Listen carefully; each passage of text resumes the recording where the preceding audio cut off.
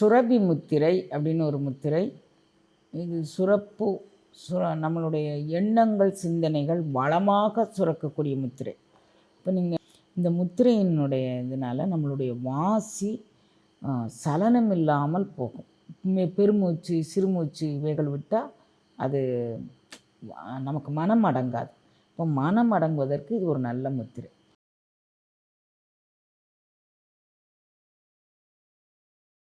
திருவாசக தீக்கை.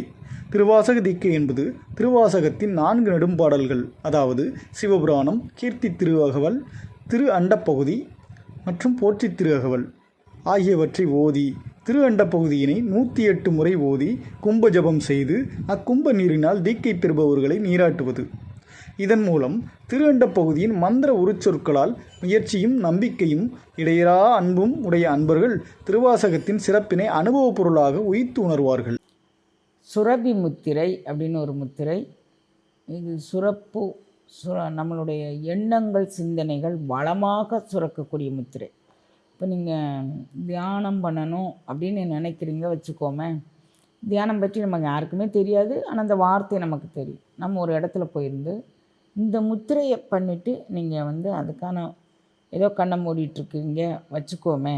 இந்த முத்திரையிலேருந்து அது மாதிரி இருக்கும்போது இது என்ன பலனை செய்யும் அப்படின்னு கேட்டிங்கன்னா, இந்த முத்திரையினுடைய இதனால் நம்மளுடைய வாசி சலனம் இல்லாமல் போகும். பெருமூச்சு சிறுமூச்சு இவைகள் விட்டால் அது நமக்கு மனம் அடங்காது. இப்போ மனம் அடங்குவதற்கு இது ஒரு நல்ல முத்திரை. ஒரு எழுத்தாளராக இருந்தால் இந்த முத்திரையை வச்சுட்டு நீங்கள் எழுத்துப்பணியை கவனிக்க ஆரம்பிச்சிங்கன்னா உங்களுக்கு புதிய புதிய சிந்தனைகள் தன்னாலே வரும். ஒரு எழுத்தாளராக இருக்கும்போது, அப்புறம் ஒரு சிந்தனையாளராக இருக்கும்போது புதிய சிந்தனைகளை வடிவமைப்பதற்கு இது உதவி செய்யும். மனம் எல்லார் கூடயும் ஒரு ஒத்திசைந்து போவதற்கு இது ஒரு சாலச்சிறந்த முத்திரை. இப்போ இந்த முத்திரை எப்படி செய்யணும் அப்படின்னு கேட்டிங்கன்னா, இடதுகை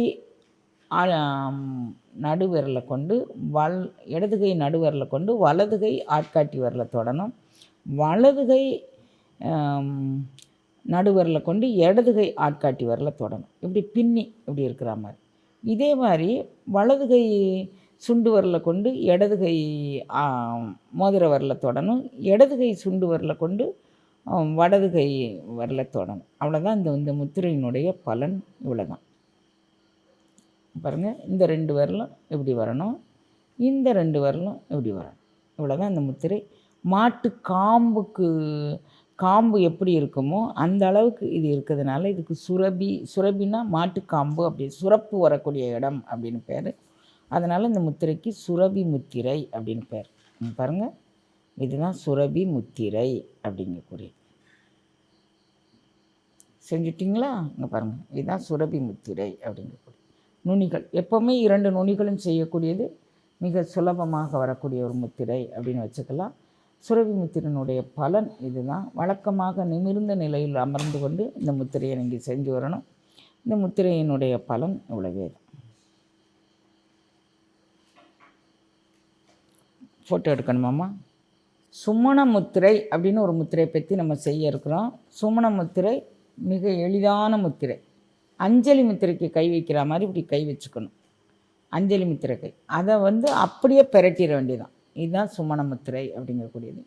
நகங்கள் ஒன்றோடொன்று உரசி கொண்டு இருக்கட்டும், கை விரல்கள் இவ்வாறு இருக்கணும். இதுதான் சுமண முத்திரை. இது நீரிழிவு நோய்ங்கக்கூடிய சர்க்கரை நோய்க்கு இது மிகச்சிறந்த முத்திரை அப்படின்னு சொல்லப்படுகின்றது. இன்சுலின் சுரப்பை தூண்டி விடுகின்றது.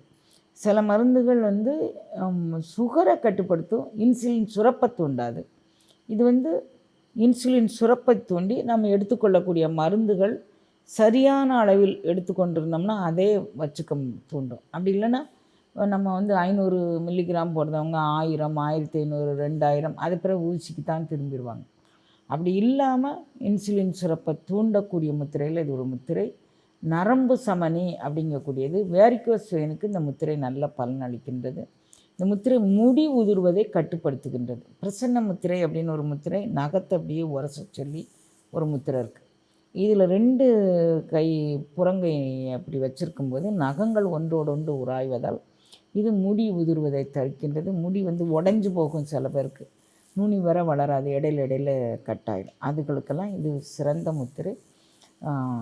தலைக்கு போகிற இரத்த ஓட்டத்தை சீராக்குவதால் தலைவலி இது வந்து குணமாகும். கண் சம்பந்தமான நோய்களுக்கு இது ஒரு நல்ல முத்திரை அப்படின்னு சொல்லலாம். 2 கையிலும் செய்யக்கூடிய முத்திரைகள் எல்லாமே மூளையில் நன்கு செயல்படக்கூடியது. இதுக்கு பேர் தான் சுமண முத்திரை அப்படிங்கிறது. இது மார்புக்கு நேராக இவ்வாறு வைத்துக்கொண்டு செய்ய வேண்டிய ஒரு முத்திரை ஆகும்.